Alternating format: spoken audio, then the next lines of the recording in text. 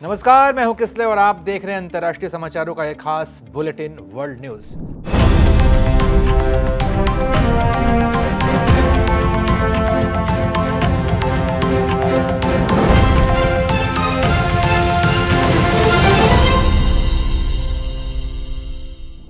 चलिए शुरू करते हैं। अमेरिका में इस वक्त कुछ भी अच्छा नहीं चल रहा है। एक तरफ ईरान के साथ युद्ध चल रहा है तो दूसरी तरफ राष्ट्रपति ट्रंप अपने ही प्रशासन के सबसे बड़े चेहरों, जिसमें आर्मी चीफ, अटॉर्नी जनरल शामिल हैं, उनको बर्खास्त कर रहे हैं, जिससे वॉशिंगटन से लेकर पेंटागन तक में हड़कंप मचा है। सवाल ये कि क्या ट्रंप अपने ही बिछाए जाल में फंस चुके हैं, और दूसरा ये कि ट्रंप अपने विश्वासी सैन्य अधिकारियों को ही क्यों निशाना बना रहे हैं। हमारी इस खास रिपोर्ट से समझिए।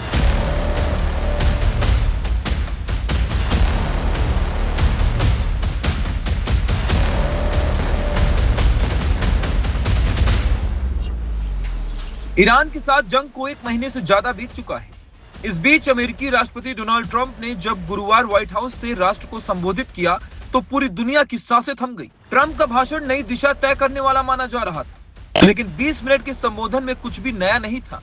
ट्रंप ने वही बातें दोहराई जो पिछले कई दिनों से ट्रुथ सोशल पर लिखे जा रहे थे। उन्होंने ईरान को पाषाण युग में भेजने की धमकी फिर दी, लेकिन असली खेल भाषण के शब्दों में नहीं, बल्कि भाषण के तुरंत बाद लिए गए फैसलों में छिपा था। ट्रंप ने युद्ध को एक निवेश बताया, लेकिन जनता के मन में उठ रहे एग्जिट प्लान के सवालों को अनसुना कर दिया। भाषण के बाद ट्रंप ने कुछ ऐसे ताबड़तोड़ फैसले लिए जिससे अमेरिकी प्रशासनिक विभाग में हड़कंप मच गया। ट्रंप ने अपनी वफादार और अटॉर्नी जनरल पाम बोंडी को बर्खास्त कर दिया। वही बोंडी, जिन्हें कभी ट्रंप का सबसे भरोसेमंद सिपाही माना जाता था। ट्रंप ने सोशल मीडिया पर उन्हें महान देशभक्त तो कहा, लेकिन उनकी छुट्टी करने में 1 मिनट की भी देरी नहीं ली। मीडिया रिपोर्ट की माने तो ट्रंप बोंडी की नरमी से नाराज थे। ट्रंप चाहते थे कि उनके राजनीतिक विरोधियों पर आपराधिक मुकदमे दर्ज करने में तेजी दिखाई जाए। जेम्स कोमी और लेटिटिया जेम्स जैसे नामों पर कार्रवाई की असफलता का ठिकरा बोंडी के सिर फोड़ा गया, लेकिन सबसे बड़ा कांटा बनी जेफरी एप्स्टीन का फाइल्स। इन फाइलों के हैंडलिंग में हुई गड़बड़ी ने ट्रंप के लिए राजनीतिक सिरदर्द पैदा कर दिया है, जिसका खामियाजा बोंडी को अपनी कुर्सी गंवाकर भुगतना पड़ा। अब टॉड ब्लेंच कार्यवाहक अटॉर्नी जनरल होंगे। बात यही खत्म नहीं हुई। ट्रंप का असली हंटर चला अमेरिकी सेना पर। ईरान युद्ध के बीचों बीच ट्रंप ने सेना प्रमुख जनरल रेंडी जॉर्ज को पद से हटाकर तुरंत रिटायर होने का आदेश दे दिया है। इराक और अफगानिस्तान युद्ध के अनुभवी जनरल को इस तरह हटाना दुनिया के लिए चौंकाने वाला है। सवाल यह है कि आखिर जंग के बीच सेनापति को क्यों बदला गया? जवाब छिपा है रक्षा मंत्री पीट हेग्सेथ की नई रणनीति में। रिपोर्ट के मुताबिक ट्रंप और हेग्सेथ को ऐसे लोग चाहिए जो पुराने सिस्टम के बजाय सीधे ट्रंप के एजेंडे पर काम करें। पिछले 1 साल में 1 दर्जन से ज्यादा जनरलों और एडमिरलों को हटाकर ट्रंप ने साफ कर दिया है कि उन्हें अनुभव से ज्यादा वफादारी और आक्रामक सोच की तलाश है। ट्रंप के फैसले से वाशिंगटन के सत्ता के गलियारों में आज दहशत का सन्नाटा है। पॉम बोंडी की विदाई के बाद अब सबसे बड़ा सवाल यह है, अगला नंबर किसका? पूरे मामले पर सबसे सनसनीखेज खबर FBI से आ रही है। पूर्व FBI एजेंट काइल सेराफिन का दावा है कि काश पटेल भी ट्रंप के निशाने पर है। सवाल यह है कि जो काश पटेल ट्रंप के सबसे बड़े वफादार माने जाते थे, फिर वो ट्रंप के रडार पर क्यों आ गए? ट्रंप की यह हिट लिस्ट अभी खत्म नहीं हुई। आर्मी सेक्रेटरी डैनियल डिस्कॉल और लेबर सेक्रेटरी पर भी गाज गिर सकती है। ट्रंप अपनी पूरी नेशनल सिक्योरिटी टीम को नए सिरे से रिफ्रेश कर रहे हैं। जानकारों का कहना है कि ट्रंप इसे एक प्रेशर में लिए गए फैसले की बजाय अपने फैसले के तौर पर पेश करना चाहते हैं। ट्रंप दिखाना चाहते हैं कि वो किसी के प्रति श्रेणी नहीं है, लेकिन पर्दे के पीछे की कहानी कुछ और है। ट्रंप के नए प्रशासन में वफादारी की परिभाषा बदल गई है। ली जेल्डिन जैसे चेहरों को आगे लाना यह संकेत है कि ट्रंप न्याय विभाग यानी DOJ की कमान पूरी तरह से अपने हाथ में लेना चाहते हैं। वहीं तुलसी गबार्ड जैसी हस्तियों पर तलवार लटकना यह बताता है कि ट्रंप की टीम के भीतर भी वर्चस्व की जंग छिड़ी हुई है। एक तरफ अमेरिका मिडिल ईस्ट में ईरान के साथ एक जटिल युद्ध लड़ रहा है, दूसरी तरफ देश की रक्षा और जांच एजेंसियों का नेतृत्व ताश के पत्तों की तरह बिखर रहा है। क्या युद्ध के बीच इस तरह के बदलाव अमेरिका की सुरक्षा को खतरे में डाल रहे हैं? ट्रंप का यह ग्रैंड रिस्ट्रक्चरिंग या तो उन्हें अटूट शक्ति देगा या फिर प्रशासनिक अराजकता का कारण बनेगा। सवाल उठता है कि क्या इन बड़े बदलावों का असर ईरान युद्ध पर पड़ेगा? ट्रंप का दावा है कि उन्होंने ईरान की सैन्य ताकत तबाह कर दी है, लेकिन जमीन पर हकीकत कुछ और ही संकेत दे रही है। क्या नई टीम के साथ ट्रंप इस युद्ध को निर्णायक मोड़ पर ले जाएंगे या ये फेरबदल प्रशासन के अंदर मची कलह का नतीजा है? एक रात कई बड़े इस्तीफे और कई चेतावनियां। डोनाल्ड ट्रंप ने साबित कर दिया है कि वो युद्ध के मैदान में हो या राजनीति के, वो अपने नियम खुद बनाते हैं। अब नजरें इस बात पर हैं कि कार्यवाहक अधिकारियों वाली ये नई फौज ईरान के खिलाफ क्या रुख अपनाती है। मिडिल ईस्ट में मचे संग्राम के बीच अमेरिकी राष्ट्रपति डोनाल्ड ट्रंप ने बड़ा फैसला किया। राष्ट्रपति ट्रंप ने अब भारत समेत उन सभी देशों से आने वाली पेटेंट वाली दवाओं पर 100% टैरिफ लगाने का ऐलान किया है, जिससे फार्मा समेत मेंटल इंडस्ट्री में हड़कंप मच गया है। सवाल यह कि क्या युद्ध में हुए नुकसान की भरपाई ट्रंप दवाओं से करना चाहते हैं? ये रिपोर्ट देखिए।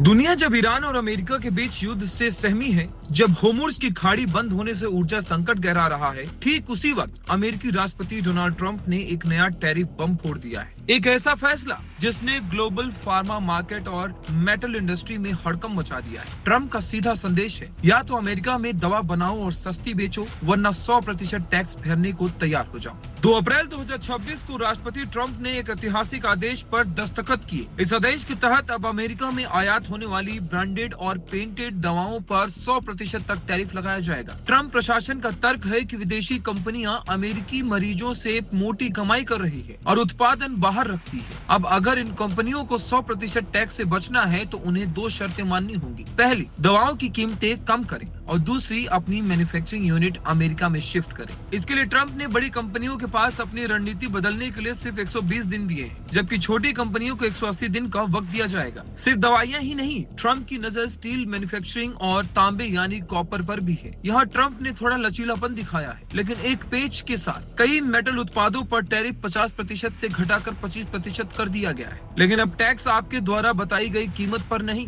बल्कि अमेरिका बाजार की खरीद पर होगा, यानी हेरफेर की गुंजाइश खत्म। हालांकि जिन सामानों में मेटल 15% से कम है, उन्हें टैक्स से पूरी तरह बाहर रखा गया है, ताकि घरेलू इंफ्रास्ट्रक्चर को सस्ता कच्चा माल मिल सके। ट्रंप के इस अचानक आए फैसले के पीछे एक बड़ी कानूनी हार भी है। दरअसल 1 साल पहले ट्रंप ने मुक्ति दिवस पर पूरी दुनिया पर भारी टैक्स थोपा था, जिसे इसी साल फरवरी में अमेरिकी सुप्रीम कोर्ट ने अवैध करार कर दिया। अब सरकार को $166 अरब वापस करने पड़ सकते हैं। खजाने में आए बड़े छेद को भरने और अपनी साख बचाने के लिए ट्रंप ने नेशनल सिक्योरिटी का हवाला देकर ये नया रास्ता निकाला है। इस बीच ग्लोबल मार्केट में आई एक बड़ी खबर ने भारतीय कॉर्पोरेट जगत की चिंता बढ़ा दी है। इस पूरे घटनाक्रम का सबसे बड़ा और सीधा असर ग्लोबल कीमतों पर पड़ने की आशंका है, जो भारतीय कंपनियों के लिए एक दोहरी चुनौती हो सकती है। ट्रंप के इस फैसले से भारत पर क्या असर पड़ेगा, वो भी जान लीजिए। जैसे ही ये खबर आई, सन फार्मा, ल्यूपिन और डॉक्टर रेड्डीज जैसे शेयरों पर इसका असर पड़ा है। एक्सपर्ट्स का मानना है कि जिन कंपनियों का पोर्टफोलियो स्पेशलिस्ट ड्रग्स और पेंटेड दवाओं पर टिका है,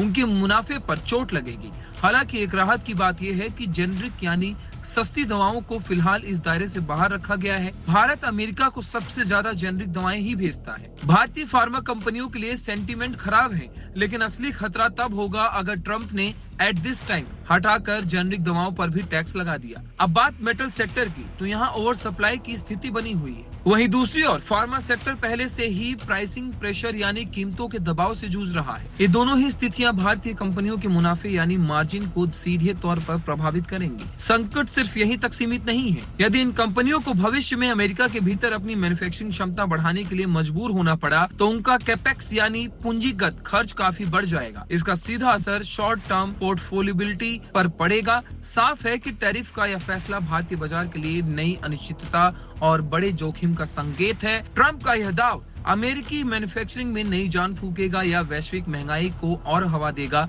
स्वास्थ्य संगठनों को हर डर के दाद दवाइयों की कमी हो सकती है, जबकि स्टील इंडस्ट्री इसे संजीवनी मान रही है। जो भी हो, ट्रंप ने साफ कर दिया है कि उनकी ट्रेड पॉलिसी में दोस्ती बाद में, अमेरिका पहले है। अब देखना होगा कि दुनिया के दूसरे देश इस टैरिफ वार का जवाब कैसे देते हैं। मिडिल ईस्ट में जारी जंग से अमेरिका पस्त होने लगा है। अमेरिकी इजराइल पूरी ताकत लगा रहे हैं, लेकिन ईरान को बर्बाद नहीं कर पा रहे। खुफिया रिपोर्ट्स के मुताबिक पिछले 5 हफ्तों में लगातार हमलों के बावजूद ईरान की सैन्य ताकत पूरी तरह खत्म नहीं हुई है। सवाल यह है कि क्या ईरान ने हथियारों के जखीरे को पाताल लोक में छिपा रखा है, जहां अमेरिका और इजराइल नहीं पहुंच पा रहे हैं।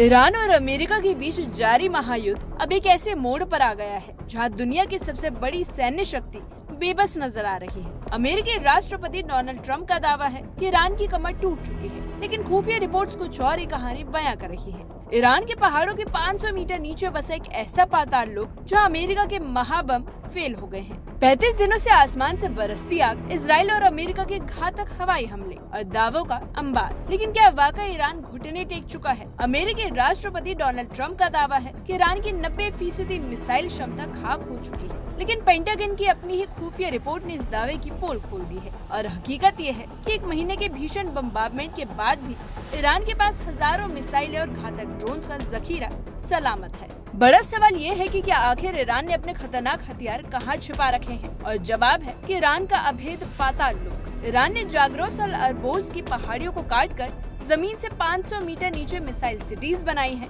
ये सुरंगें इतनी गहरी और मजबूत है कि अमेरिका का सबसे शक्तिशाली बंकर बस्टर बम GBU-72 और B-2 स्टील्थ बॉम्बर भी इन्हें पूरी तरह तबाह करने में नाकाम रहे हैं। खुफिया सूत्रों की माने तो ईरान के मिसाइल भंडार का केवल 1/3 हिस्सा ही नष्ट हुआ है। लोरेस्तान, तबरीज और इस्फहान की पहाड़ियों में छिपे लॉन्चर भी आज भी आग उगल रहे हैं। पिछले 1 हफ्ते के आंकड़े गवाह हैं कि ईरान ने इजराइल और खाड़ी देशों पर 6000 से ज्यादा मिसाइलें और ड्रोन दागे हैं। अगर क्षमता 90% खत्म हो चुकी थी तो यह हमले की रफ्तार मुमकिन नहीं थी। खतरा सिर्फ जमीन पर नहीं बल्कि समंदर में भी है। भले ही अमेरिका ने ईरान के बड़े जंगी जहाजों को मलबे में तब्दील कर दिया हो, लेकिन IRGC के नेवी यानी छोटी घातक नावें बिना नाविक वाले जहाज होर्मुज स्ट्रेट में तबाही मचाने के लिए तैयार है। और यही नहीं, ईरान आज भी दुनिया की तेल सप्लाई लाइन को काट देने की ताकत रखता है। ईरान की रणनीति एसिमेट्रिक वॉरफेयर की है। उसने दशकों तक पहाड़ों के नीचे निवेश किया है। अमेरिका ऊपर का ढांचा तो तोड़ सकता है, लेकिन इन मिसाइल शहरों के भीतर घुसना उसके लिए नामुमकिन जैसा है। ट्रंप प्रशासन इसे महज 2 हफ्तों का युद्ध बता रहा है, लेकिन जॉर्डन से लेकर UAE तक गिरते ईरानी मिसाइलें कुछ और ही इशारा कर रही हैं। ईरान के पास फतह 1 और फतह 2 जैसी हाइपरसोनिक मिसाइलें हैं जो पलक झपकते ही इजराइल के आयरन डोम को चकमा दे सकती है। इसी बीच सबसे बड़ा सवाल ये है कि आखिर इतनी मिसाइलें ईरान ला कहां से रहा है? मिडिल ईस्ट के आसमान को आग के गोले से भर देने वाला ईरान क्या सच में अपनी ताकत के चरम पर है? इस सवाल का जवाब छिपा है ईरान के बरसों की तैयारी में। युद्ध की शुरुआत से पहले ही ईरान ने एक विशाल सैन्य भंडार खड़ा कर लिया था। सैन्य विशेषज्ञों का अनुमान है कि ईरान के पास मध्य पूर्व का सबसे बड़ा बैलिस्टिक मिसाइल भंडार है, जिसमें 2500 से 3000 से भी ज्यादा मिसाइलें शामिल हैं। और इतना ही नहीं, उसके पास हजारों की संख्या में सस्ते लेकिन बेहद कारगर शाहिद 136 ड्रोन मौजूद है। ईरान की असली ताकत उसकी स्वदेशी क्षमता है। उसने अपने मिसाइल और ड्रोन बनाने की फैक्ट्रियां जमीन के सैकड़ों फीट नीचे पहाड़ों के अंदर छिपाई है। ये मिसाइल सिटीज न केवल सुरक्षा देती है, बल्कि यहाँ ड्रोन जैसे हथियारों को बहुत तेजी से और बेहद कम लागत पर बनाया जा सकता है। युद्ध के मैदान में ईरानी सिर्फ तकनीक ही नहीं बल्कि चालाकी का भी सहारा ले रहा है। वो मोबाइल ट्रांसपोर्टर इरेक्टर लॉन्चर का इस्तेमाल करता है, जिन्हें एक जगह से दूसरी जगह ले जाना और छिपाना आसान है। साथ ही वे डिकॉय यानी नकली लक्ष्य भी तैनात करता है, ताकि दुश्मन की महंगी इंटरसेप्टर मिसाइलें असली हथियारों के बजाय नकली लक्ष्यों पर बर्बाद हो सके। अतीत में ईरान को उत्तर कोरिया, रूस और चीन से डिजाइन और पुर्जों के मामले में मदद जरूर मिली थी, लेकिन आज के हालात अलग हैं। युद्ध के इस दौर में नई सप्लाई मिलना मुश्किल है, इसलिए ईरान ज्यादातर अपने पुराने स्टॉक और घरेलू उत्पादन पर ही भरोसा कर रहा है। ईरान की रणनीति साफ है कि वो भूमिगत और लंबी लड़ाई लड़ रहा है। अमेरिका और इजराइल के हवाई हमले उसके ऊपरी ढांचों को नुकसान तो पहुंचा सकते हैं, लेकिन पर्वतों के अंदर छुपी उसकी मारक क्षमता आज भी बरकरार है। अब ये पूरा युद्ध इस बात पर टिक गया है कि किसका स्टॉक पहले खत्म होता है। ये सिर्फ हथियारों की लड़ाई नहीं बल्कि संसाधनों को बचाए रखने के लिए एक बड़ी जंग है। अब ऐसे में साफ है कि ईरान ने इस युद्ध की तैयारी सालों पहले कर ली थी। अमेरिका और इजराइल के लिए चुनौती सिर्फ आसमान से बम गिराना नहीं, बल्कि ईरान के उस पाताल लोक को भी भेदना है, जहाँ से मौत का सामान लगातार निकल रहा है। ये जंग अब हथियारों की नहीं बल्कि स्टॉक पाइल और धैर्य की रेस बन चुकी है। अब देखना ये होगा कि क्या ट्रंप के दावों के मुताबिक ये युद्ध अगले 2 हफ्तों में खत्म होता है, या ईरान की अंडरग्राउंड मिसाइल सिटीज इस महायुद्ध को लंबा खींचेंगी। ईरान अभी और तबाही मचाने वाला है, क्योंकि अमेरिका के दावों के उलट अमेरिकी खुफिया एजेंसी ने जो खुलासा किया है वो इजराइल के साथ साथ अमेरिका को भी परेशान करने वाला है। जांच एजेंसी के खुलासा के मुताबिक ईरान के पास अभी भी हथियारों का इतना जखीरा है कि वो मिडिल ईस्ट को दहला सकता है। ये रिपोर्ट देखिए।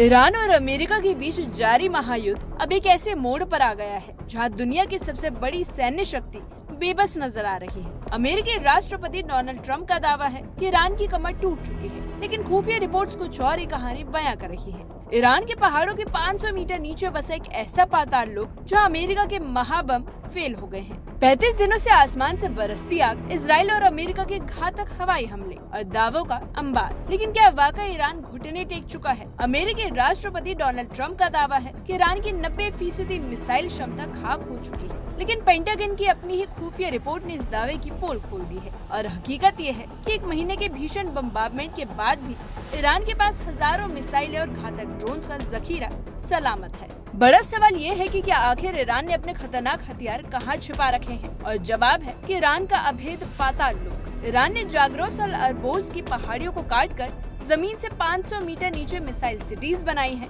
ये सुरंगें इतनी गहरी और मजबूत है कि अमेरिका का सबसे शक्तिशाली बंकर बस्टर बम GBU-72 और B-2 स्टील्थ बॉम्बर भी इन्हें पूरी तरह तबाह करने में नाकाम रहे हैं। खुफिया सूत्रों की माने तो ईरान के मिसाइल भंडार का केवल 1/3 हिस्सा ही नष्ट हुआ है। लोरेस्तान, तबरीज और इस्फहान की पहाड़ियों में छिपे लॉन्चर भी आज भी आग उगल रहे हैं। पिछले एक हफ्ते के आंकड़े गवाह हैं कि ईरान ने इजराइल और खाड़ी देशों पर 6000 से ज्यादा मिसाइलें और ड्रोन दागे हैं। अगर क्षमता 90% खत्म हो चुकी थी तो यह हमले की रफ्तार मुमकिन नहीं थी। खतरा सिर्फ जमीन पर नहीं बल्कि समंदर में भी है। भले ही अमेरिका ने ईरान के बड़े जंगी जहाजों को मलबे में तब्दील कर दिया हो, लेकिन IRGC के नेवी यानी छोटी घातक नावें बिना नाविक वाले जहाज होर्मुज स्ट्रेट में तबाही मचाने के लिए तैयार है। और यही नहीं, ईरान आज भी दुनिया की तेल सप्लाई लाइन को काट देने की ताकत रखता है। ईरान की रणनीति एसिमेट्रिक वॉरफेयर की है। उसने दशकों तक पहाड़ों के नीचे निवेश किया है। अमेरिका ऊपर का ढांचा तो तोड़ सकता है, लेकिन इन मिसाइल शहरों के भीतर घुसना उसके लिए नामुमकिन जैसा है। ट्रंप प्रशासन इसे महज 2 हफ्तों का युद्ध बता रहा है, लेकिन जॉर्डन से लेकर UAE तक गिरते ईरानी मिसाइलें कुछ और ही इशारा कर। तो फिलहाल इस बुलेटिन में इतना ही। बाकी तमाम अपडेट्स के लिए आप देखते रहिए ABP लाइव।